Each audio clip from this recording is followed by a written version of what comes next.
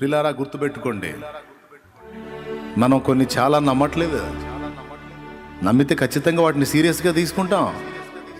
నేను నమ్మాను నరకం ఉందని, తీర్పు ఉందని, ఆత్మలకు సువార్త అందకపోతే నశించిపోతారని నమ్మాను, అందుకే తిప్పలు పడుతున్నా. అది సీరియస్గా తీసుకున్నా. దానికోసం రాత్రి మగళ్ళు ఆలోచిస్తున్నా, ప్రకటిస్తున్నా, ప్రయాసపడుతున్నా. నువ్వు నమ్మితే నువ్వు ఎందుకు చేయవు? నమ్ముతున్నానని చెప్పుకుంటున్నావు కానీ నిజంగా సీరియస్గా తీసుకోవాలా.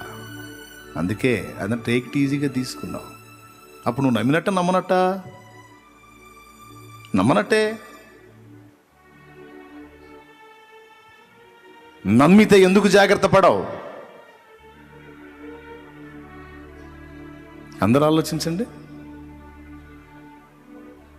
ఒక ఆయన అన్నాడు, మా అమ్మ మా నాన్న ముసలాళ్ళు అయ్యారు, నేను బాప్తీసం తీసుకుందాం అనుకుంటున్నాను. మరి బాప్తీసం తీసుకుంటే మా అమ్మ మా నాన్న చనిపోతే ఆ కర్మకాండాలన్నీ మరి ఆ క్రమంలో చేయాలి కదా, మరి ఏం చేయమంటావు అని అడిగాడు. నేను అతని దగ్గర పిలిచి ఏమన్నా తెలుసా, నువ్వు ఎందుకు బాప్తీసం తీసుకోవాలనుకుంటున్నావు అన్నాను. పరలోక రాజ్యాన్ని చేరటానికి అన్నాడు.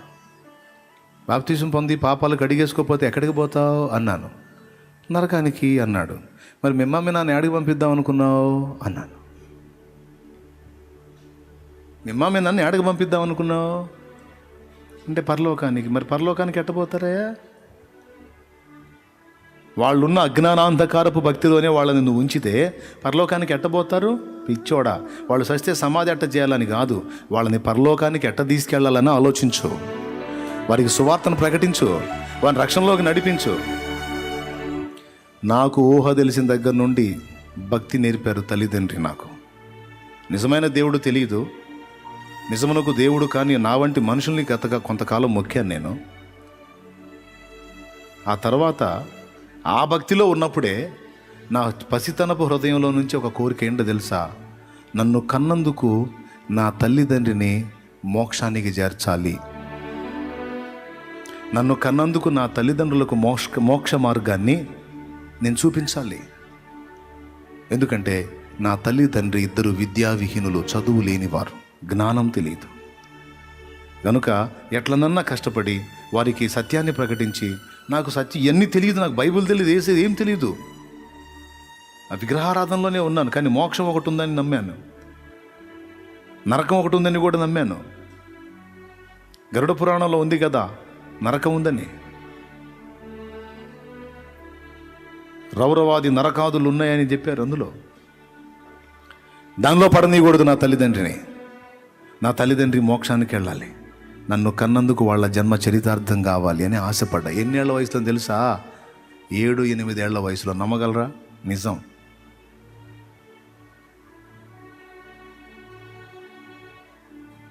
విచిత్రమైన కోరిక. ఇంక వేరే మా అమ్మ మా నాన్న నేను ఐశ్వర్యంలో తొలదూగేటట్టు చేయాలి, మా అమ్మ మా నాన్న నేను ఏదో అందలం ఎక్కించాలి, ఈ కోరికలు కాదు. వాళ్ళని నరకానికి పోనీయకుండా మోక్షానికి చేర్చాలని ఆశ ఉండేది నాకు. దేవుని దయ వల్ల నా కోరిక దేవుడు తీర్చాడు. నీ ఆశ బాగుంది కానీ అది తీరే మార్గం ఇదిరా అని చూపించాడు. ఏది అంటే ఆ మార్గం ఏసే. ఏసే మార్గము, ఏసే సత్యము, ఏసే జీవమురా, ఏసే మోక్షమురా.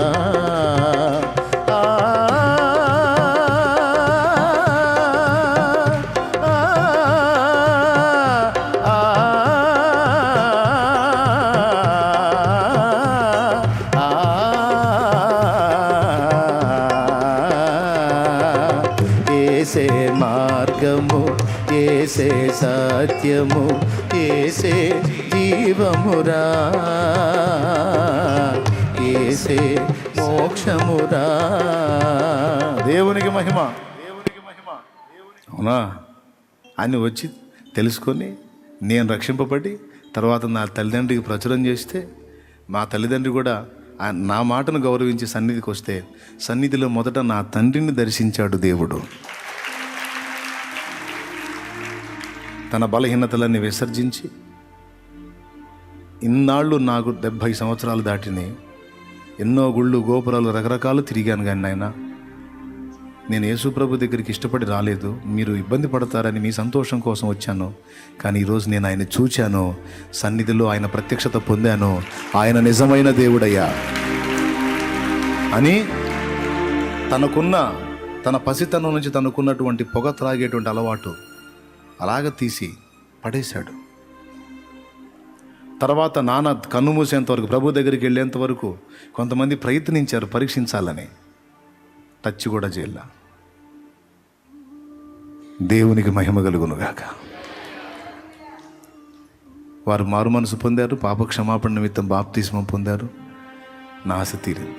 నా దగ్గరకు వచ్చి చెబుతున్నాడు, నేను బాప్తిసం తీసుకుందాం అనుకుంటున్నాను, కానీ మరి మా అమ్మ మా నాన్న సస్తే ఎట్ట చేయాలి, వాళ్ళ పాడే కట్టాలి కదా అంటే, నిజంగా జోక్ కాదు, పాడే కదా కడతారు, మరి అది ఎట్లా చేయాలా, అదంతా పిండ కార్యక్రమాలు అవన్నీ ఉంటాయి కదంటే, పాడే కాదు నాయన, పెట్టెకు సిద్ధపరచు, పిండాలు తర్పణాలు కాదు, వారికి జ్ఞాపకార్థ కూటమి జరిగినట్లుగా వారిని సిద్ధపరచు. అంటే ఏం చేయమని? ప్రభులోనికి నడిపించు, మోక్ష మార్గం యేసే గనుక వారికి యేసును చూపించు. అసలు ఇప్పుడు నీ రక్షణ గురించి కాదు నీ టెన్షను, మరణానికి సమీపమవుతుంది వారు గనుక ముందు వాళ్ళని కాపాడటానికి ప్రయత్నించు పిచ్చోడా అని చెబితే, కరెక్టేనన్నా, వాళ్ళు సస్తే ఎట్ట చేయాలని చూశాను, కానీ సచ్చి వాళ్ళు ఎక్కడికి పోతారన్నది ఆలోచించలేదన్నా. వాళ్ళకి ఏ కార్యక్రమంలో భూస్థాపన అన్నది పక్కన పెడితే వాళ్ళని నిత్య జీవానికి చేర్చాలి కదా. వాళ్ళ మీద ఉన్న ఆ పాపం అంతా కడగబడినట్లు వాళ్ళని రక్షణలోకి నడిపించాలి కదా. అయ్యో, నేను ఈ పాయింట్ మిస్ అయ్యానేంటి? వాళ్ళని ప్రేమించు, వాళ్ళ కోసం ప్రార్థించు, మిగిలిన వాళ్ళతో పోటీ పెట్టుకోకుండా నీ భార్యకు చెప్పుకొని అవసరమైతే నువ్వే వారిని దగ్గర పెట్టుకొని వాళ్ళకు ఊడిగంజేయి. నీ ప్రేమను వారు రుచి చూచి నీలో ఉన్న దేవుని గుర్తెరిగి నీ మాటకు వాళ్ళు లోబడి రక్షణ పొందుతారు అని చెప్పి పంపాను. దేవునికి మహిమ. మిగిలిన కొడుకుల్లాగా వంతేసుకోవద్దు. నువ్వు రక్షణ పొందిన కొడుకువని, నువ్వు యేసుప్రభుని నమ్మిన కొడుకువని, నువ్వు ముద్దుల కొడుకువని, బంగారు కొడుకువని, ప్రేమ కలిగిన కొడుకువని నీ తల్లిదండ్రి ముగ్ధులై ముచ్చటపడి, వారందరి మాట కాదయ్యా వారేమని అనుకొని నీలో దేవుణ్ణి చూస్తున్నావు, నీవు నమ్మిన దేవుణ్ణి మేము మొక్కుతాం అనేటట్టు నడుచుకోనాయన తల్లిదండ్రి ముందు. వారిని గెలువు, వారి హృదయాలను గెలువు, వారి మనస్సును గెలువు, వారికి నిజమైన దేవుని ప్రేమ చూపించు. ఒక కొడుక్గా కాదు, ఒక దేవుని బిడ్డగా ప్రేమించయ్యా.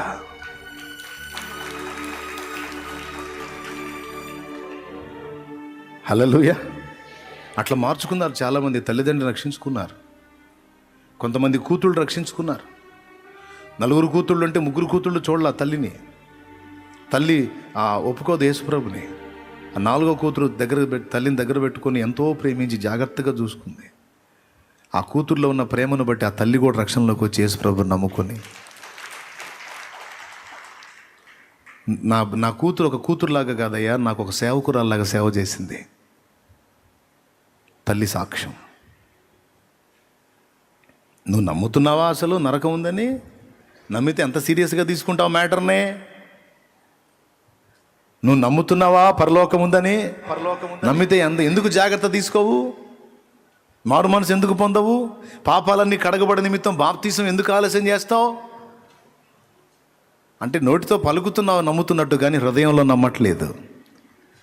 నేను నమ్మా, అందుకే 1 నెల రోజులు కూడా ఆగలేకపోయా. ఎప్పుడు ఇస్తారో బాప్తీసం, ఎప్పుడు ఇస్తారో, అమ్మో ఈలోపు నేను వెళ్ళిపోతే ఏమవుతుంది, అమ్మో నేను ఆ బాప్తీసం పొందకముందే సస్తే ఏమవుతుంది, అమ్మో మా అక్క సడన్గా కరెంట్ షాట్ కొట్టి చనిపోయింది, అట్లా నేను కన్ను మూస్తే ఏమవుతాను, నా గతి ఏమవుతుంది? అది జరగకముందే, నేను పోకముందే మారు మనసు పొంది పాపాలన్నీ కడిగేసుకున్న నిమిత్తము బాప్తిస్మం పొందాలి. ఎప్పుడు ఎప్పుడు ఎప్పుడు ఎప్పుడు అని ఎదురు చూసా. 4 వారాలు ఆగలేకపోయినా, 4 వారాలు ఆగలేకపోయినా నా అదృష్టం బాగుండి ఆ 4 వారాల్లోనే వాళ్ళు కూటాలు పెట్టారు. మార్చిలో ప్రభువుని తెలుసుకున్నాను, ఏప్రిల్లో వాళ్ళు కూటాలు పెట్టారు. కూటాలు పెట్టి 2వ రోజు నైట్ కూటం అయిపోయేటప్పుడు పిలుపునిచ్చారు. ఆనంద్ జయకుమార్ అన్న పిలుపునిచ్చింది, మీరు ఎవరన్నా బాప్తీసం పొందగొరితే రేపు మధ్యాహ్నం 12 గంటలకల్లా వచ్చేసేయండి, మీకు బాప్తీసం ఏర్పాటు చేయబడిద్దంటే ఎప్పుడు తెల్లారిద్దా, ఎప్పుడు వెళ్ళాలి, ఎప్పుడు తెల్లారిద్దా, ఎప్పుడు వెళ్ళాలని తీరా తెల్లారింది. పెందలాడి వెళ్దామని బయలుదేరితే 60 ఏళ్ల ముసలమ్మ అడ్డొచ్చింది. సైతాను ఆమెను వాడుకున్నాడు నన్ను ఆపడానికి. ఏడికి వెళ్తున్నా అంది. బాప్తిజం ఎందుకు చెప్పాలి ఆమెకి? అందుకు చర్చి కాడికి వెళ్తున్నాను. అది కోటాలు సాయంత్రంగా అంది. నాతో ఆమెకి ఎందుకు? కోటాలు సాయంత్రంగా అంది. నేను ఇప్పుడు వెళ్తున్నానులే, పగలపూట కూడా కాసేపు అక్కడ గడిపొద్దామని దేవుని మందిరంలో అంటే, కాదు ఎందుకో చెప్పరాదా అంది. నిజంగా ఇంతే మాట్లాడింది పాపం పిచ్చి తల్లి. సరే ఇక ఏమొక దాచిపెట్టేది ఏముందని, చెబితే మాత్రం ఏమో నాకేం చేసిద్దిలే అని పగలపూట 12ంటికి బాప్తీసం ఇస్తాం అంటున్నారు కదా, 12 అయింది, బాప్తీసం పొందుదామని పోతున్నానన్న. బాప్తీసం ఊరి నీ పిల్లాడు చల్లంగుండా, నా వయసు ఎంత, ఇంకా నేనే పొందలా, నీకెందుకు అంది. అదేంది? నేను ఆలోచించి ఎప్పుడు చస్తామో తెలియదు, నేడు అను సమయం ఉండగానే పాపాలన్నీ కడిగేసుకొని పరిశుద్ధపరచబడి పరలోక రాజ్యాన్ని స్వతంత్రించుకోమని బైబిల్లో రాస్తుంది. కాబట్టి నేడే రక్షణ దినం, ఇదే అనుకూల సమయం అని ఉంది కదా, అందుకని నేను పోతాను. ఇగో ఈ మాటలకి ఏమొచ్చు కానీ దాని గురించి తెలుసుకోకుండా, తెలిసి తెలియకుండా తీసుకుంటే మొన్న ఆ కాలనీలో ఒక అబ్బాయి చచ్చిపోయాడు అంది. ఇక చూడు గుండెలో బండబడ్డట్టు అయిపోయింది. బాప్తీసం తెలిసి తెలియకుండా తీసుకుంటే సత్తారా అని డౌట్ పడి వెనక్కిపోయా. చూసావా ఎట్ట సక్సెస్ చేసిందో? సైతాను ముసలమ్మని అడ్డం పెట్టి వెనక్కి వెళ్ళిపోయాక పండుకున్నా. తీసుకోవాలా వద్దా, తీసుకొని తేడా పడితే సత్తామా, తీసుకోవాలా వద్దా. ఇక 2 గంటలు ఆలోచించి 12 గంటలకు వాళ్ళు బాప్తీసం ప్రకటిస్తే 2 అయిన దాకా ఆలోచిస్తానే ఉన్నా. ఎంత దెబ్బ కొట్టాడు చూడు సైతాన్ గాడు. అప్పుడు ఒక నిర్ణయానికి వచ్చాను. తీసుకుంటే ముందు నిత్య జీవానికి వారసుడిని అవుతా, తీసుకుంటే పాపాలన్నీ కడిగేసుకుంటా. దేవుడే నాకు మాట్లాడుతున్నాడు, ఒరే తీసుకోవటం వలన వచ్చే ఉపయోగాలు చెప్తా విను. తీసుకుంటే నీ పాప భారం అంతా నా మీదకి వచ్చింది, పరిశుద్ధుడు అవుతావు, మోక్షానికి సాధించుకుంటావు, నిత్య జీవానికి వారసుడు అవుతావు, నీతిమంతుల జీవగ్రంథంలో నీ పేరు కూడా రాయబడిద్ది. ఈ మేళ్ళు తీసుకోలేదనుకో పాపిగానే నిలిచుంటావు, పాపంలోనే చస్తావు, పాపంలోనే నరకానికి వెళ్తావు, పాపం తాలూకు శాపం ఏలుబడి చేసి బ్రతుకు దుర్భరంగానే బ్రతుకుతావు. ఇక బాగుపడేదే ఉండదు. నీ శాపంతోనే ఒకవేళ అన్నీ ఉన్నా తినలేని దిక్కుమాలిన దీనమైన దరిద్ర గుట్టు బ్రతుకును అనుభవిస్తావు. పాప ఫలితం అది. చచ్చిన తర్వాత నరకానికి. అయినా నువ్వు తీసుకోనంత మాత్రాన నీకు చావు రాదా? శాశ్వతంగా బతికే ఉంటావా? నేను నీకు ఇచ్చిన టైం అయిపోయినప్పుడు నువ్వు తీసుకున్నా ఆగను, తీసుకోపోయినా ఆగను, నిన్ను పైకి పిలుస్తా. కాబట్టి పాపాలు నెత్తి మీద పెట్టుకుంటే దాని తాలూకు శాపాలను బట్టి వేదనను అనుభవించాలి. కానీ పాపాన్ని కడిగేసుకుంటే శాపం పోయి బాగుపడతావు కదా. చెడిపోయిన పనులు చాలా చేసావు, ఏం ఆలోచించకుండా మంచి పని చేయటానికి ఏందిరా 2 గంటల నుంచి ఆలోచిస్తున్నావు? అర్థమైందా? దరిద్ర కొట్టు పనులు 24 చేసావు, అప్పుడు ఆలోచించలా. జీవితాన్ని బాగు చేసే పని, మంచి పనికి పూనుకోవటానికి ఎందుకురా ఇంతసేపు ఆలోచిస్తున్నావు, ఇంత భయపడుతున్నావు? చచ్చిపోతావా? చచ్చిపోతే ఎవడురా నిన్ను చంపేది? నీకు జీవం ఇవ్వాలన్నా మరణం ఇవ్వాలన్నా నేనే. నా అనుమతి లేకుండా నిన్ను చంపేవాడెవడో వెధవాయ్ లే. దేవునికి స్తోత్రం. దేవుని కృప మహదైశ్వర్యమును బట్టి మహానుభావుడి దయతో అప్పుడు లేచి టైం వైపు చూస్తే 2 గంటలు ఆయన. వామ్మ యేసయ్యా, 12 ఎక్కడా 2 ఎక్కడా నాకు తెలియదు. అసలు బాప్తీస్మాలు ఎలా ఇస్తారో కూడా తెలియదు నాకు. బాప్తీసం అంటే ఏం చేస్తారో కూడా తెలియదు నాకు. అప్పుడు 2 అయింది. మోకాళ్ళుని దీనంగా పసిపిల్లోడి ప్రార్థన. యేసయ్యా 12 అన్నారు, 2 అయింది. నేను పోయేసరికి వాళ్ళు అయిపోయి సర్దుకొని కూడా ఉంటారు. అది జరగకూడదు. వాళ్ళకి ఏమన్నా చెయ్యి, 2 గంటలు ఆలస్యం కావాలి ప్రభువా, నేను పోయేసరికి వాళ్ళు ఇంకా బాప్తీసం మొదలు పెట్టకూడదు, యేసు నామములో అడుగుతున్నాను తండ్రి ఆమేనని పోయా. పోతే అప్పుడు వాళ్ళు కీబోర్డు తబలాలు అవన్నీ రెడీ చేసుకుంటున్నారు. అంటే ఇంకా ప్రేయరే మొదలు పెట్టలే వాళ్ళు.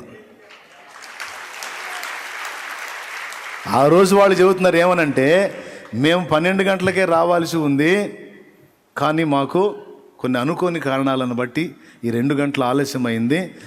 చాలా సింపుల్గా దేవుని వాక్యం అందించి ఒక పాట పాడుకుందాం, కొద్దిగా వాక్యం చెప్పుకొని ఇక డైరెక్ట్గా బాప్తిస్మాల్లోకి వెళ్ళిపోదాం అన్నారు. యేసు రక్తమే జయం. నా ప్రార్థన విన్నాడు, నా కోసం వాళ్ళకి ఆలస్యం చేశాడు. ఎంత మధురంగా ఉంటుందో నాకు ఆ జ్ఞాపకాలు. కాలం అంతా గిర్రుని వెనక్కి తిరిగి మళ్ళా ఆ కాలంలోకి వచ్చి అక్కడ అలా ఆగిపోతే బాగుండు అనిపిస్తుంది. అంత అద్భుతమైన నా జీవితంలో ఎన్నడూ ఎరిగి ఉండలేదు కదా. రకరకాల విగ్రహాలకు మొక్కి ఆరాధనలు చేసి పూజలు చేసి కాళ్ళకు చెప్పులు లేకుండా యాత్రలని తిరిగి నెత్తి మీద బరువులు మోసి తిరిగి డబ్బులు ఖర్చు పెట్టుకొని చేతులు కాల్చుకొని మూతులు కాల్చుకొని రకరకాల బాధలు పడి ఎక్కడా దొరకని ఆదరణ, ఎక్కడా దొరకని సంతోషం యేసుక్రీస్తు ప్రభు రెక్కల నీడలో పొందిన ఆ అద్భుతమైన ఆనందకరమైన మధురమైన అనుభవాలు నా జీవితంలో ఎప్పటికీ మరచిపోలేని ముద్ర వేశాయి. ఎన్నోసార్లు కూర్చొని ఏడ్చుకుంటాను, పండుకొని ఆలోచిస్తూ ఏడ్చుకుంటాను.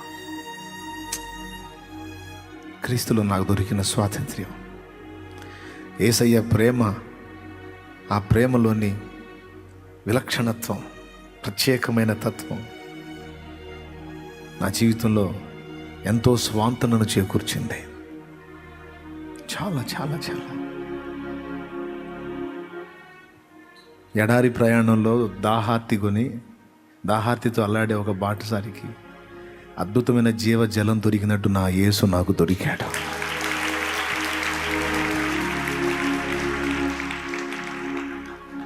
ఎంత కృప, ఎంత ప్రేమ. శాపగ్రస్తుణ్ణి, శపించబడిన జీవితాన్ని ఆశీర్వాదం అంటే ఏమిటో, ఆశీర్వాదకరమైన జీవితం అంటే ఏంటో రుచి చూపించిన అద్భుతమైనటువంటి వ్యక్తి. నిజంగా సంతోషం, నిజంగా ఆనందం, నిజంగా భక్తిలో ఉన్న పారవశ్యం అంటే ఏంటో అంత క్రీస్తులోనే నేను అనుభవించాను. యేసు యేసు యేసు నా జీవజలం. నిరుపేదనే నాకు దొరికిన పెన్నిదే. ఆయన దొరికిన సంవత్సరం 2002 మార్చి. నా సొంతమైన సంవత్సరం 2002 ఏప్రిల్ 17. హల్లెలూయా. నేను బాప్తిసం పొందాను.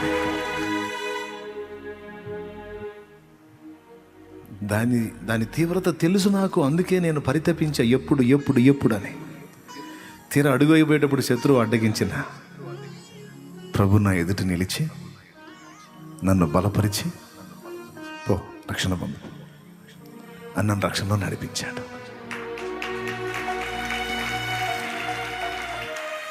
విశ్వాసనావసాగుచు పయనించు సమయాన సాతాను సుడిగాలి రేపగా నా ఎదుటే నిలిచేప.